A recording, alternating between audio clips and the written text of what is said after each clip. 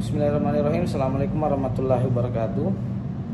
Alhamdulillah, pada kesempatan ini saya ingin mencoba untuk sharing satu istilah asas di dalam hukum, di dalam ilmu hukum, atau pembelajaran tentang asas-asas hukum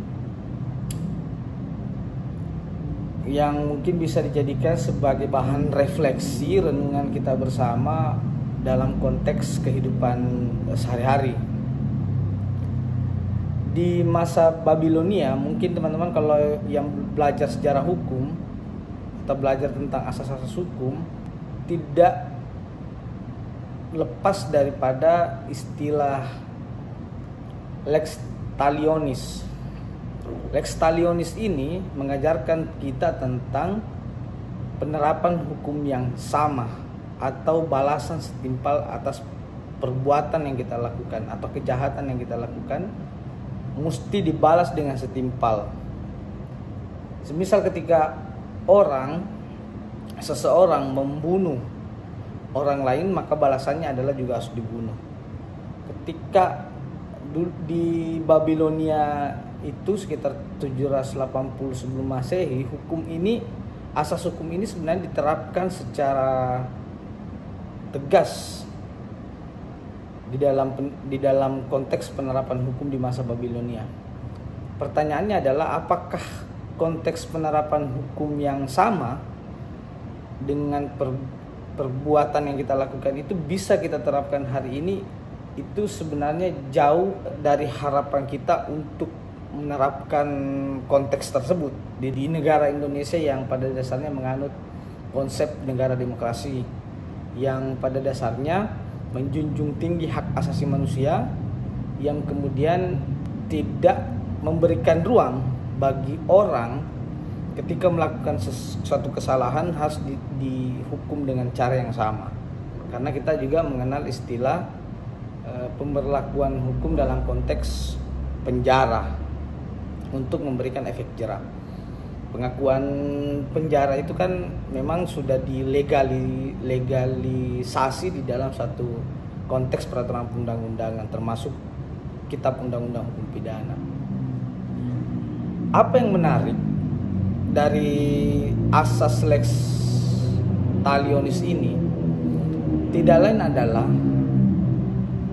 kita mencoba untuk merefleksikan ke dalam kehidupan kita sehari-hari, tidak melihat dalam konteks hukum.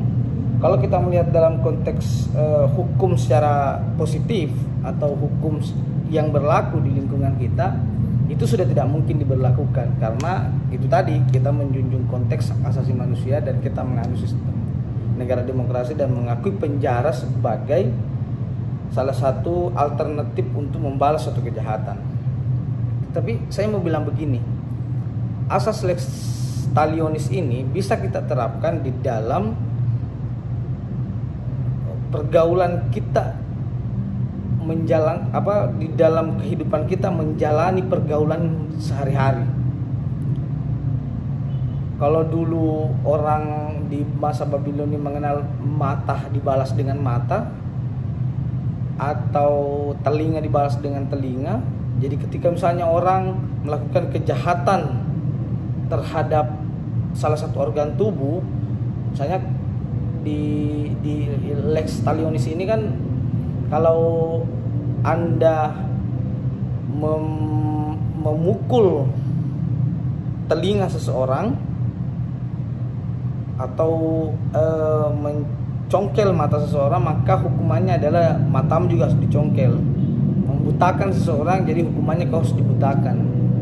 Itu konteks dalam pengertian pembalasan di dalam perbuatan kejahatan. Tetapi kita tidak mau kalau di KUH pidana kita mau kau melakukan tindakan membunuh orang atau melakukan tindakan memukul orang, itu tidak bisa dibalas dengan memukul atau membunuh. Tetapi balasannya adalah mengikuti prosedur dengan memasukkan orang itu ke dalam penjara. Nah, ya seperti yang saya bilang tadi, apa yang menarik? Menariknya adalah ketika lex talionis ini kita terapkan di dalam cara pandang kita untuk menjalani kehidupan. Contohnya apa? Contohnya misalnya ketika saya sebelum saya melakukan suatu perbuatan, saya merefleksikan asas lex talionis ini di dalam kehidupan saya. Saya berpikir ketika saya memukul orang, maka pukulan yang saya berikan kepada orang itu akan justru saya rasakan sakitnya pada diri saya sendiri. Jadi sebenarnya lex talionis ini bisa kita gunakan untuk memitigasi atau mengantisipasi diri kita untuk tidak melakukan perbuatan kejahatan. Ketika saya mencuri barang orang, yang kemudian itu orang kehilangan barang, saya harus merasa menerapkan asas lex talionis ini di dalam kehidupan saya. Saya harus merasa bahwa ketika saya mencuri barang orang, kemudian barang orang itu kehilangan barang yang berharga dalam dirinya, seperti itu juga yang akan saya rasakan. Bagaimana perasaan saya ketika barang saya dicuri oleh orang lain, kemudian barang itu adalah barang berharga. Jadi lex talionis ini tidak bisa lagi diterapkan dalam, meskipun tidak bisa lagi diterapkan dalam konteks berhukum kita dalam hukum positif, tapi untuk merefleksi dan membatasi kita tidak melakukan kejahatan, asas lex talionis ini saya anggap sebagai asas yang sangat penting untuk dijiwai, dijadikan sebagai dasar agar kita tidak melakukan kejahatan. Itu sangat penting. Contoh misalnya kalau kita pokoknya kita melakukan sesuatu yang sifatnya merugikan orang lain, kita harus pikirkan dulu bahwa ada asas lex talionis yang harus saya terapkan di dalam kehidupan saya. Itu yang ingin saya sampaikan mungkin pada kesempatan ini.